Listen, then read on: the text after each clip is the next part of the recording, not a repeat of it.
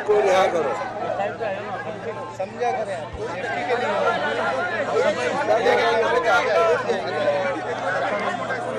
शाकिर भाई कहाँ है?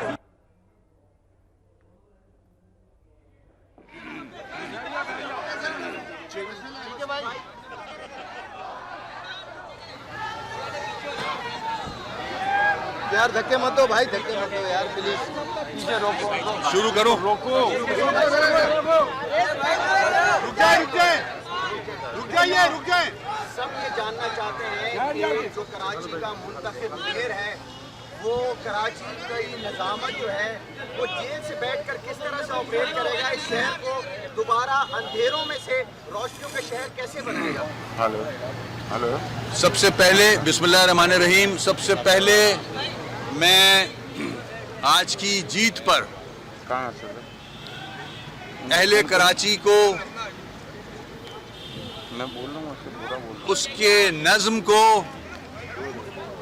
उसके सब्र को, उसके इस्तक़लाल को मुबारकबाद पेश करूंगा, जिन्होंने नामसाइब हालात में रहते हुए भी आज मुत्तहिदा कौमी मूवमेंट के बानी, उनके नुमाइंदे, उनके नुमाइंदों को भरपूर अंदाज में वोट डाल के इलेक्ट किया। अहले कराची इस मुबारकबाद के मुस्तहिक हैं। शुक्रिया कराची, जिन्होंने इतने मुश्किल हालात के पाकिस्तान में ऐसा इंतखाब, ये तारीख में लिखा जाएगा कि ऐसा इंतखाब पाकिस्तान में माजी में कभी नहीं हुआ।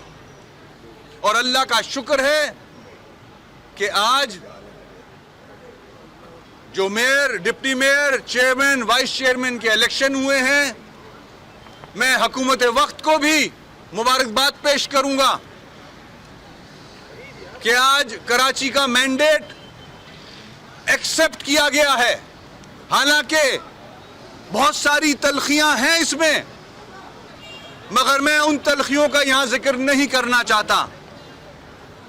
मैं चाहता हूं कि लेट बाईगॉन्स बी बाईगॉन्स, जो माजी में हुआ उसको भूल जाएं, आगे चलते हैं। मैं अपने कायद बानी मुत्तहिदा कौमी मूवमेंट की हिदायत पर, जो उन्होंने मुझे हिदायत दी थी जब मुझे नॉमिनेट किया था और ये कहा था कि तुम मुत्तहिदा कौमी मूवमेंट के मेयर नहीं हो, तुम कराची के मेयर हो, मैं इंशाअल्लाह उनकी सोच, उस फलसफे को जो कि अवामी खिदमत है, उसको आगे लेके चलूंगा। मेरे साथ अरशद वोरा भाई मौजूद हैं और हमारी पूरी टीम है। हमारे जो अजला के लोग हैं, चाहे वो अजला हमने जीते हैं या किसी और जमात ने जीते हैं, हम सब साथ काम करेंगे मिलके। हम सब साथ मिलके, सारी सियासी जमातें, हर मजहब से ताल्लुक रखने वाले लोग, इंशाअल्लाह हम सबको साथ लेके चलेंगे। मैं सूबे सिंध के वजीर आला, जो कि चीफ एग्जीक्यूटिव हैं सूबे के, उनको भी मुबारकबाद पेश करूंगा, क्योंकि आइन के तहत थर्ड टियर ऑफ गवर्नमेंट के कस्टोडियन चीफ मिनिस्टर हैं और उनसे ये एक्सपेक्ट करूंगा कि हालात देखते हुए कुछ ऐसे फैसले करें जिनकी वजह से third tier of government, local government को इख्तियारात दिए जाएं। आप अगर ये इख्तियारात देंगे तो कराची डेवलप करेगा, कराची डेवलप करेगा, सिंध डेवलप करेगा, पाकिस्तान डेवलप करेगा। कराची एक ऐसा शहर है जो रेवेन्यू जनरेट करता है, उससे पूरा मुल्क चलता है। तो हम सबका फर्ज बन जाता है, मुझसे ज्यादा फर्ज चीफ एग्जीक्यूटिव का बनता है जो कि इस सूबे का चीफ मिनिस्टर है। मैं फिर से उनको मुबारकबाद पेश करूंगा और उम्मीद रखता हूं उनसे मुझे बहुत उम्मीदें वाबस्ता हैं कि वो इस इलेक्टेड गवर्नमेंट को आगे लेके चलेंगे अपनी सरबराही में। कराची में बहुत काम होना है, वो चीफ मिनिस्टर साहब खुद एक्सेप्ट करते हैं इस बात को। हमें मिलके काम करना होगा तो मसाइल हल होंगे। जैसा कि मैंने कहा, मैं एमक्यूएम का मेयर नहीं हूं, मैं कराची का मेयर हूं। तो कराची के मेयर के नाते हम मिल के काम करेंगे, इस शहर के लिए काम करेंगे। और मैं कराची से ताल्लुक रखने वाले लॉ इन्फोर्समेंट एजेंसीज के लोग, जिनका ताल्लुक पुलिस से है, जिनका ताल्लुक रेंजर से है, मैं डीजी रेंजर साहब से रिक्वेस्ट करूंगा कि हमें मिलके इस मुल्क के लिए काम करना है। मुझे इल्म है कि आप लोग जानों का नजराना दे रहे हो ताकि पाकिस्तान की अवाम सुकून की नींद सोए, इस मुल्क में, इस शहर में अमन कायम हो। हम आपके साथ हैं बिलाल साहब। आज अवाम ने मैंडेट दिया है हमें, हम मिलके आपके साथ काम करना चाहते हैं। हम कराची में अमन चाहते हैं, इंशाल्लाह हम मिलके अमन कायम करेंगे। और ये मैं अकेला नहीं हूं, मेरे साथ मुत्तहिदा कौमी मूवमेंट के इलेक्टेड लोग नहीं है सिर्फ, मेरे साथ पीटीआई भी है, मेरे साथ जमात इस्लामी भी है, मेरे साथ मुस्लिम लीग नून भी है, मेरे साथ एएनपी भी है, मेरे साथ आज़ाद उम्मीदवार भी हैं। मैं उनके घरों पे जाऊंगा, उनके दफ्तरों में जाऊंगा, क्योंकि मसला कराची का है। हम मुत्तहिद होंगे तो ये मसाइल हल होंगे। और अगर हम लड़ते रहे या हमें लड़वाने को कायम रखा, साजिशें कायम रखी, तो ये शहर तरक्की नहीं कर सकेगा। जैसा कि मैंने कहा, रेवेन्यू जनरेशन कराची से होती है। हम कोशिश करें या अमन कायम करें, मैक्सिमम जनरेशन हो रेवेन्यू की, पूरा मुल्क, पूरा सिंध तरक्की करे। मैं चीफ मिनिस्टर सिंध से फिर से रिक्वेस्ट करूंगा कि वो इसमें हमारी सरबराही करें। कराची के ऐसे मसाइल हैं जिन मसाइल को हम जानते हैं। हमने कराची की वजारतें चलाई हैं और बखूबी चलाई हैं, हमने लोकल गवर्नमेंट चलाई है और बखूबी चलाई है, हमने डिलीवर किया है। हमें मसाइल का पता है, हमें मसाइल हल कैसे होते हैं वो हमें पता है। तो हमसे फायदा उठाएं। We are part of this solution.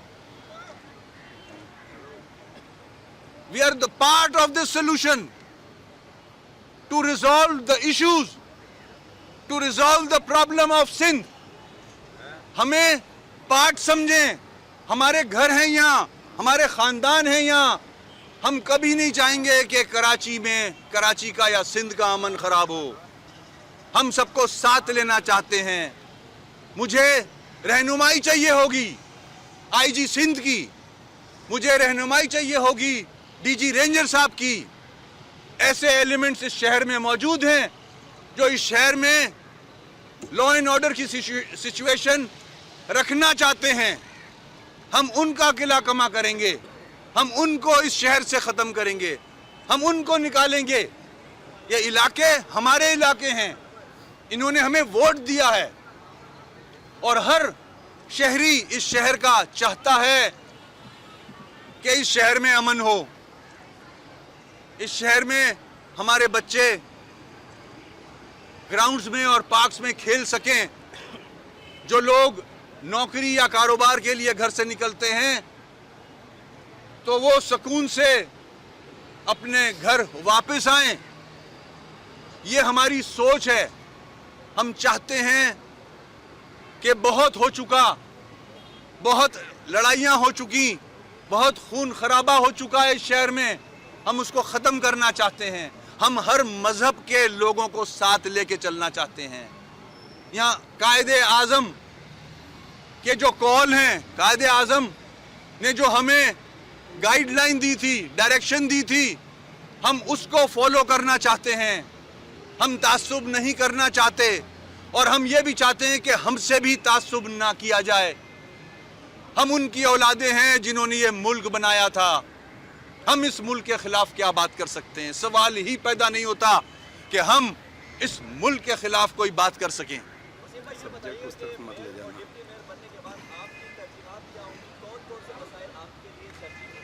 देखें, जहाँ तक कराची के इश्यूज़ का ताल्लुक है, मसाइल का ताल्लुक है, जैसे कि मैंने कहा, हमारे टिप्स पे हैं वो मसाइल। हम इस शहर में पैदा हुए हैं, यहीं बड़े हुए हैं। हमने इस शहर की वजारतें संभाली हैं, हमने काम किया है, हमने डिलीवर किया है। हमारे पास डायरेक्शन भी है और हमारे पास इश्यूज़ की प्रायोरिटीज़ भी हैं। इंशाल्लाह ओथ होने के बाद हम मिल के बैठेंगे। मैंने आज पीटीआई के जिम्मेदारों से बात की, इमरान इस्माइल से बात की मैंने आज, कि ओथ के बाद हम मिल के बैठेंगे, आप अपनी सजेशंस देना मुझे। इसी तरह मैं जमात के ऑफिस भी जाऊंगा, मैं एएनपी के दफ्तर भी जाऊंगा। हमें तलखियां ख़त्म करनी है, उनके इलाकों के सजेशंस लेंगे जो उनकी प्रायोरिटी बनती है। मैं सारे डिस्ट्रिक्ट जाऊंगा, सबको साथ लेके चलेंगे और वो उनके इलाकों के इश्यूज भी उसी तरह रिजॉल्व करेंगे जिस तरह हम अजीज़ाबाद के इश्यूज रिजॉल्व करेंगे। ओके, नहीं जा रहा। कैसे सारा सिस्टम चलेगा ये? या इस शहर के इक़्तिदार के या इसके जो आने वाले कल के फैसले वो जेल में बैठ देखें, जो मुकदमात मुझ पे हैं वो आप भी जानते हो, वो आप भी जानते हो। इस मुल्क की बदकिस्मती है कि आज भी सियासी मुकदमात बनाए जा रहे हैं। बहुत अच्छा सवाल किया आपने। मैं इस सवाल का जवाब chief executive of this province उनसे लेना चाहता हूं। आसिफ जरदारी साहब के स्टेटमेंट रिकॉर्ड पे हैं, बिलावल साहब के स्टेटमेंट रिकॉर्ड पे हैं कि आपकी जेलों में कोई भी सियासी कैदी नहीं है। ये मैं खड़ा हूं सियासी कैदी, 1 महीना हो गया है मुझे झूठे मुकदमों में बंद किया हुआ है। मेरे साथ रऊफ सिद्दीकी भाई जेल में हैं, वो एमपीए हैं, झूठे केसेस में हमें बंद किया है। ये कब तक हम लोग करते रहेंगे? ये कब तक हमारे होम का डिपार्टमेंट इस्तेमाल होता रहेगा इन झूठे मुकदमात को आगे बढ़ाने के लिए?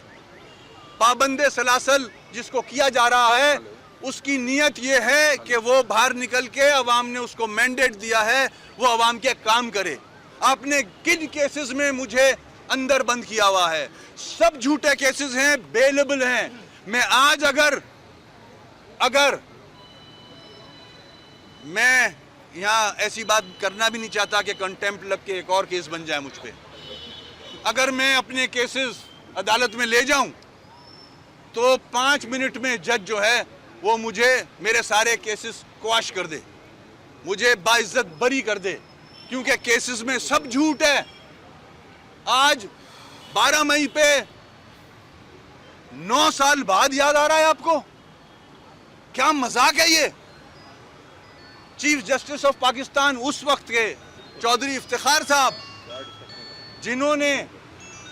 जिनकी वजह से 12 मई अकर हुआ, उन्होंने 2007 के बाद 4 साल वो चीफ जस्टिस ऑफ पाकिस्तान रहे। उन्होंने इस केस को छेड़ा नहीं। और जो हाई कोर्ट का फैसला है इस केस में, हाई कोर्ट का फैसला मेरे पास है, उसने कहा है कि ये केस को हम विड्रॉ करते हैं। जो गवर्नमेंट ने मेजर्स लिए, बिल्कुल सही मेजर्स लिए उस केस पे। जो गवर्नमेंट ने 12 मई को मेजर्स लिए हैं उसको हाई कोर्ट ओन करता है। तो अब आप उस बहाने फॉल्स केसेस बना रहे हो, मुझे पाबंद करके आपको मिलेगा क्या? आपने 1 महीने मुझे पाबंद रखा है। मगर अवाम ने तो मुझे ही वोट डाला, अवाम ने तो अरशद भाई को वोट डाला, अवाम ने तो मुत्तहिदा कौमी मूवमेंट के नुमाइंदों को ही वोट डाला। फायदा क्या हुआ? क्यों अपनी एनर्जी वेस्ट कर रहे हो? अच्छी चीजों में एनर्जी वेस्ट करो, लगाओ अच्छी चीजों में जो काम आए, जो इस शहर के काम आए। मुझे बंद करने से फायदा क्या होगा?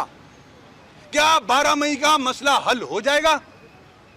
अगर मर्द के बच्चे हो तो 12 मई का केस मुशर्रफ पे डालो, आर्टिकल 6 लगाओ, मैं फिर जानूंगा आपको।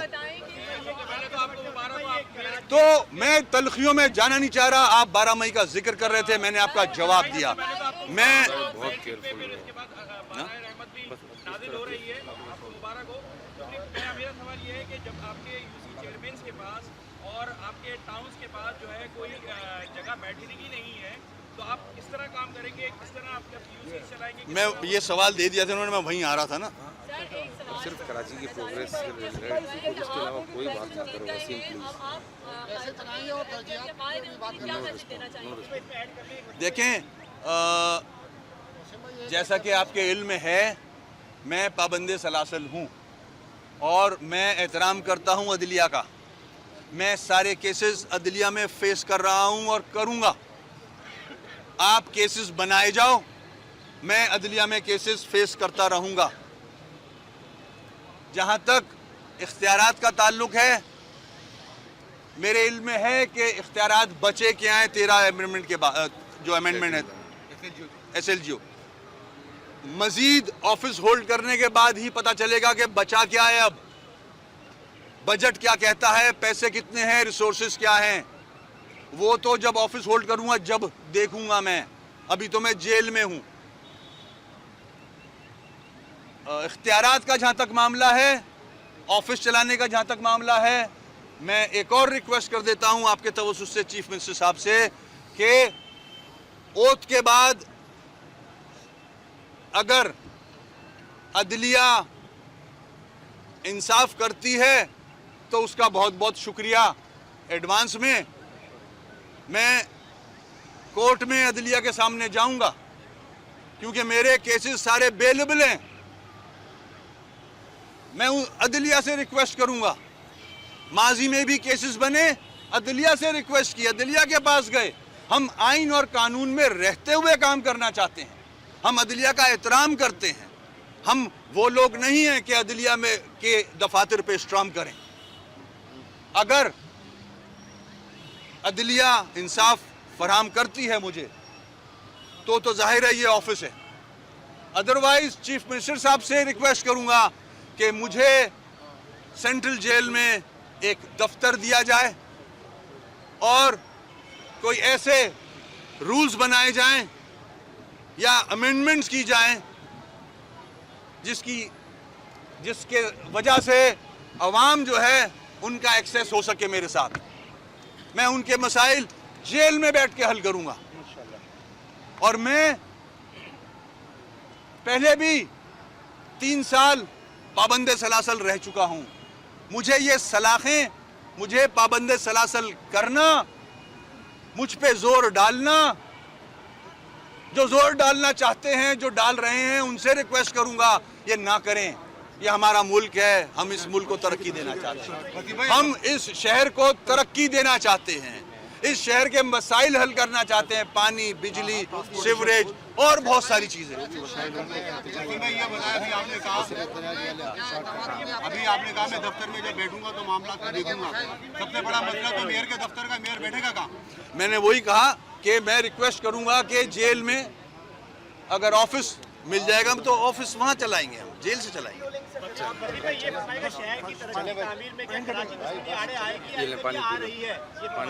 देखें, उम्मीद करता हूं चीफ एग्जीक्यूटिव सूबे के बहुत अच्छे इंसान हैं, उन्होंने नौकरियां भी की हुई हैं, वो इश्यूज भी जानते हैं और बहुत उनसे मुझे उम्मीदें वापसता हैं कि वो हमारी हेल्प करेंगे कराची के मसले हल करने में। मैं एक बार फिर कराची के अवाम का शुक्रिया अदा करता हूं कि उन्होंने हक परस्त नुमाइंदों को एक बार फिर मैंडेट दिया है। शुक्रिया बहुत। एमक्यूएम के रहनुमा वसीम अख्तर मीडिया से गुफ्तगू कर रहे थे और उनका कहना था कि कराची का आवाम का शुक्रिया अदा करता हूं कि उन्होंने हम पर एतमाद किया।